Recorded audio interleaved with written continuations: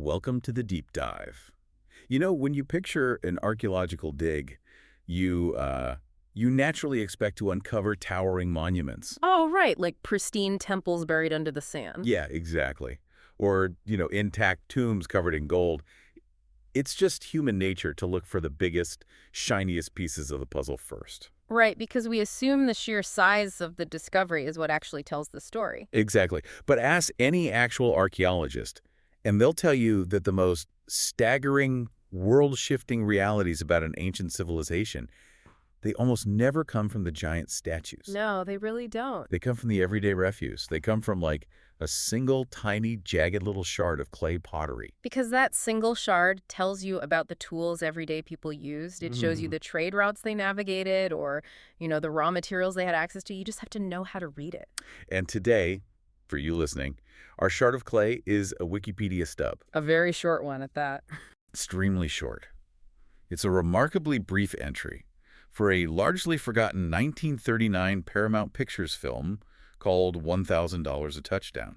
It really is the perfect micro-history. I mean, on the surface, you're just looking at a few paragraphs of basic metadata and, well, a pretty wacky plot synopsis. Yeah, super wacky. But when we start pulling on those specific threads, the sheer industrial scale of 1930s Hollywood completely unravels before us. It's wild. Okay, let's unpack this. Imagine you are stepping back into October of 1939. Setting the scene. Right. We are looking at an American black and white comedy, and it's directed by a guy named James P. Hogan. And the very first thing that jumps out is the runtime. Oh, yeah. The film clocks in at a brisk 71 minutes. Barely over an hour? Yeah. I mean, if you go to the theater today, you're strapping in for 2.5, maybe 3 hours. Easily. But back then, 71 minutes wasn't just a creative choice. It was a highly calculated business metric, wasn't it?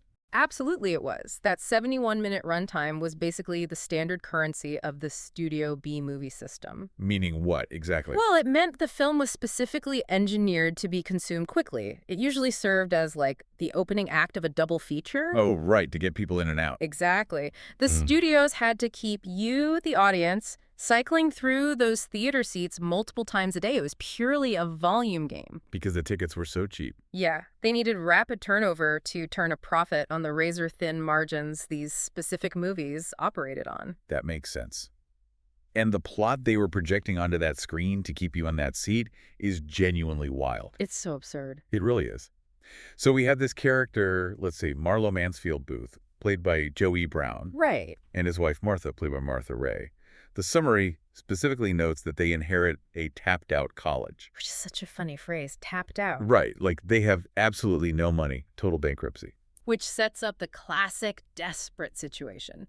They need a master plan to increase funding and, save the institution. Wait, I'm looking at this inheritance plot. A bankrupt college, a desperate couple, and my mind immediately goes to, like, a heist movie. Oh, sure. Or finding a wealthy, eccentric donor, or maybe uncovering oil under the library. How do they land on football as a financial savior? Because in the cinematic universe of 1939, logic is entirely subservient to the trend. Ah, of course. Sports comedies were incredibly popular at the time, so naturally, the solution to extreme academic debt had to involve the college football team. But it isn't just a scrappy underdog story where winning the big game brings in alumni donations. That would make too much sense. Far too much sense. Their grand strategy is to strengthen the team by offering an astronomical bounty of $1,000 to their players for every single touchdown scored. Right, hence the title. Right. Let's just frame the mechanism of that absurdity for a second. It is like trying to save a bankrupt tech startup by offering a $10,000 cash bonus to your coders for every single line of code they write. That is a perfect analogy. Like, how does spending massive amounts of money you literally do not have somehow save a tapped-out institution? It makes absolutely zero economic sense. Well, what's fascinating here is that the economic absurdity isn't a flaw in the writing. It's not. No, it's the entire engine of the comedy. The premise isn't supposed to hold up to the scrutiny of an accountant. Right, you're not doing the math in the theater. Exactly. When you only have 71 minutes to entertain an audience that just sat through a newsreel in a cartoon, logic has to take a backseat to pacing. So the plot is essentially a clothesline. Just a clothesline to hang a barrage of chaotic jokes on. Wow. And looking at the cast list, you can see exactly what kind of texture this movie had. Oh, the cast list is amazing. You've got actors like Susan Hayward and Eric Blore in the main cast, and John Hartley and Joyce Matthews. Yeah. Yeah, standard leading players. But the uncredited roles, Yeah. that is where you really see the DNA of the film. We have a character literally credited as Hysterical Girl, played by Dot Farley. Which tells you everything you need to know. And you cannot forget the animal and bird impersonator, played by Bill Thompson. You really can't. Which honestly makes me wonder how these roles even function in the script. Like, is the bird impersonator just standing in the background during a dramatic locker room speech, making pigeon noises? Honestly, pretty much. I mean, these specific details reveal a very chaotic vaudeville-style atmosphere. Vaudeville? Yeah, vaudeville was a theatrical genre of variety entertainment, and Hollywood essentially strip-mined it for talent in the 1930s. Oh, wow. So they just pulled stage performers onto the screen. Exactly. The studios maintained massive rosters of contract players who possessed one highly specific, highly marketable skill. So he had Bill Thompson doing animal noises. Right. And you had Tom Duggan playing the popcorn vendor, and Adrian Morris playing a guy named Two-Ton Terry. Two-Ton Terry. So it's basically a sketch comedy variety show disguised as a sports narrative. That's exactly what it is. The director didn't need to give them deep character arcs. The core premise, that $1,000 bounty, was just a flimsy excuse to march these eccentric characters onto the screen. Let them do their bit. Yeah, let them do their 3-minute vaudeville bit and march them right back off. So imagine yourself sitting in that theater in October 1939. You've paid your dime, you're exhausted from a long work week, and you aren't looking to be intellectually challenged. Well, you just want catharsis. Right. You go in, you laugh at the guy making animal noises, you watch football players tackle each other for a ridiculous sum of money, and an hour later you're walking out into the street feeling a little lighter. It's pure escapism. It sounds like a genuinely fun, mindless time at the movies. It was. But the highbrow press of the day did not view that escapism favorably. Oh, of course they didn't. And that gives us an incredible clue about the cultural divide in 1939. Because you'd think a movie basically throwing physical comedy at the wall for 70 minutes would be recognized for what it was, a massive crowd pleaser. You would think. But Frank Nugent at the New York Times completely dismissed it. The very next day, after the film was released, on October 5th, 1939, he published a review. A pretty harsh one. Yeah, he buried the film with one very specific, very cutting critique. He called it unoriginal. Ouch. Just one word. But it carries an immense amount of historical weight when you understand the context. I really have to push back on Frank Nugent here, though. Oh, do you? Yeah, I mean, is it actually fair for a New York Times critic to demand sweeping, groundbreaking originality from a 71-minute college football comedy featuring a guy doing bird noises? It does seem a little unfair. Right, like I'm reading this review and thinking, wasn't he missing the point of these movies entirely? You don't buy a ticket to $1,000 a touchdown expecting a profound shift in the cinematic paradigm. No, you definitely don't. You go for Two-Ton Terry and the Hysterical Girl. Your pushback is completely justified. But if we connect this to the bigger picture, Nugent's exhaustion actually makes perfect sense. How so? Well, that word unoriginal is the ultimate proof of how the Hollywood studio system operated. Nugent wasn't just being an East Coast snob. He wasn't. No, he was suffering from severe formula fatigue. Ah, meaning he had probably seen this exact same movie with slightly different window dressing a dozen times that year. Precisely. Look at how the Wikipedia page itself categorizes the film. It explicitly places it under 1930s sports comedy films and films set in universities and colleges. Oh, wow. Yeah, alongside an entire list of American football films. This wacky sports scheme to save the school wasn't a unique idea at all. It was a genre. It was a rigidly defined subgenre, a template that the studios churned out on a totally predictable schedule. Oh, I get it. It's the 1930s version of a Hallmark Christmas movie. You know, the big city executive's going to fall in love with the small-town baker before the opening credits finish rolling. You know exactly what the beats are going to be before you even sit down. That's a great comparison. And there's a specific technical detail in the source that proves just how mechanized and relentless this formula was. What's that? The music. Yes. Oh, I wanted to talk about this. For a 71-minute movie, they utilized 3 separate music composers. Three of them. Charles Bradshaw, John Leipold, and Leo Shugin. 3 composers for basically an hour of football gags and vaudeville routines. It sounds like overkill, right? It sounds completely unnecessary. Why on earth would you ever need 3 different people to score this? Because it wasn't about artistic collaboration. It was a studio music by committee approach. Music by committee. Yeah, this is where you really see the factory floor of Hollywood in action. When you have a strict release schedule to meet, you do not have time for one composer to sit thoughtfully at a piano and craft a unified, thematic masterpiece. You just need the music to hit the cues and get out of the way. Exactly. So how did that actually work in practice? Were they all in the same room arguing over sheet music?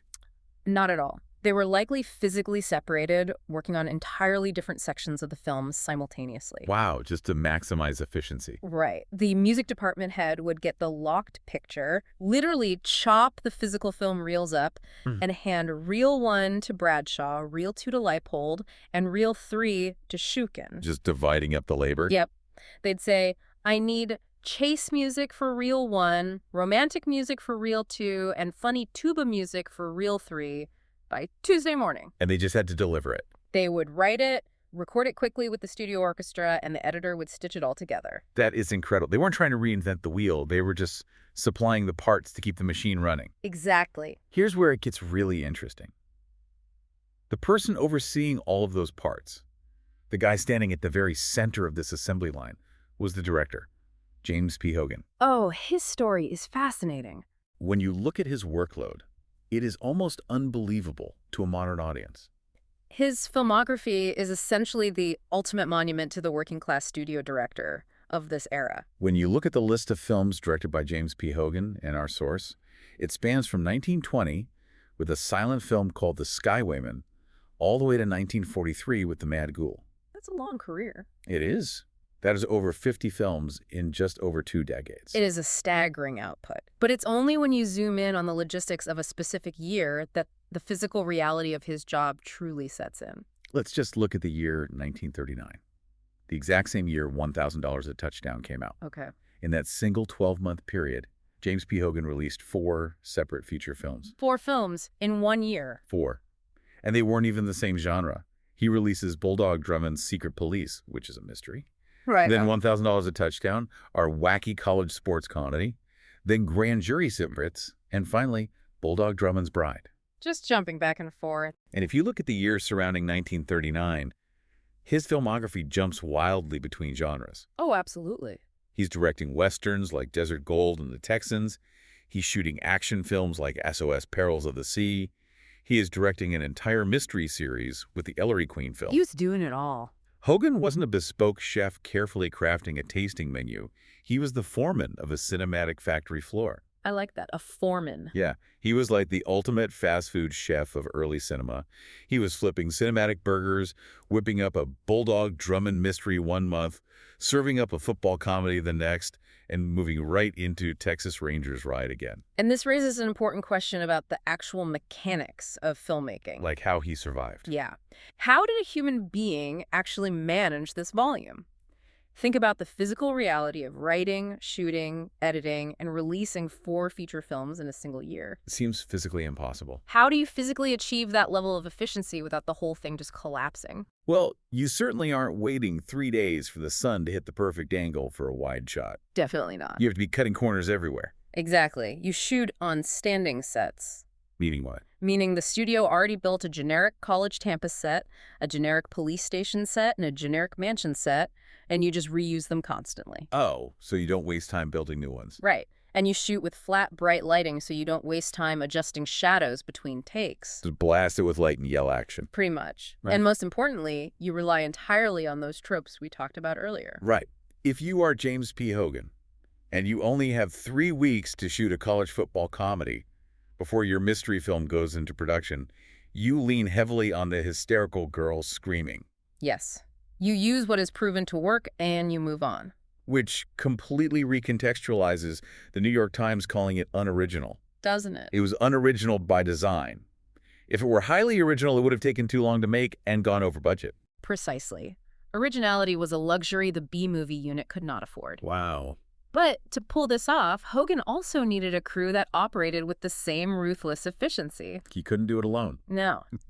And the source gives us a glimpse of this team. You have a screenplay by Delmer Daves, produced by William C. Thomas, but crucially, you have cinematography by William C. Mellor and editing by Chandler House. Right. In this system, the director is heavily dependent on these technicians to keep the pace. Because he literally cannot be in two places at once.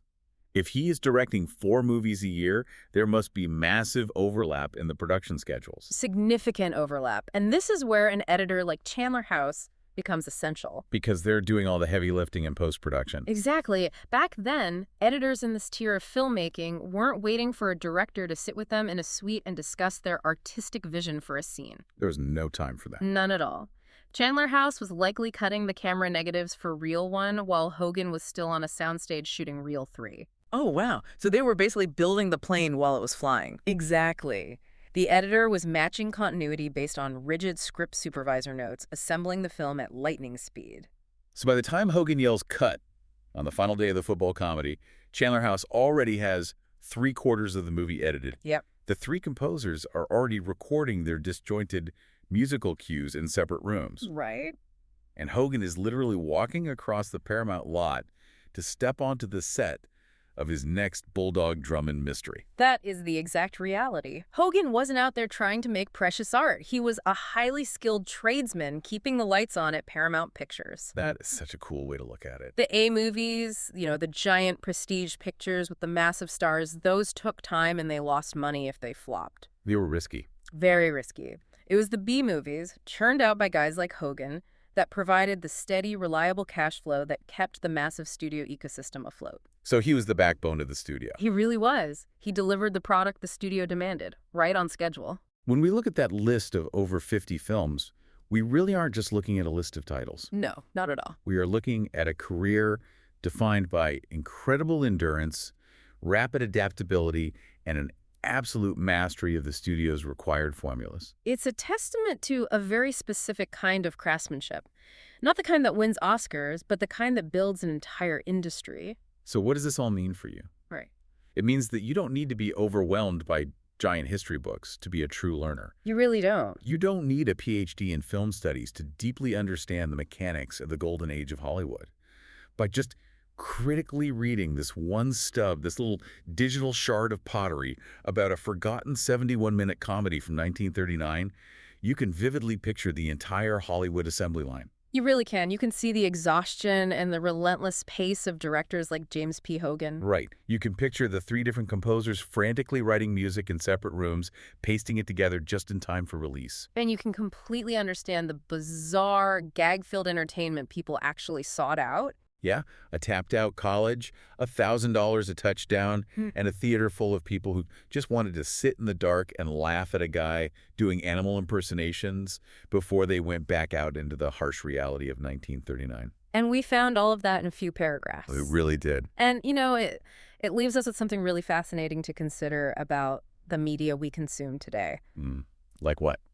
Well, we tend to look back at the 1930s studio system with its rigid formulas, its 3-1 shooting schedules, and its directors churning out 4 pieces of content a year as this archaic, quaint piece of history. Sure, we think we've moved past it. But think about today's landscape. Oh, I see where you're going with this. Right. If a 71-minute movie pasted together by 3 composers and an exhausted director was the standard for high-speed content creation in 1939, are today's massive blockbuster superhero formulas really that different? Oh, wow. Or are we just looking at the exact same Hollywood assembly line, relying on the exact same rapid-fire formulas, just operating at a modern scale?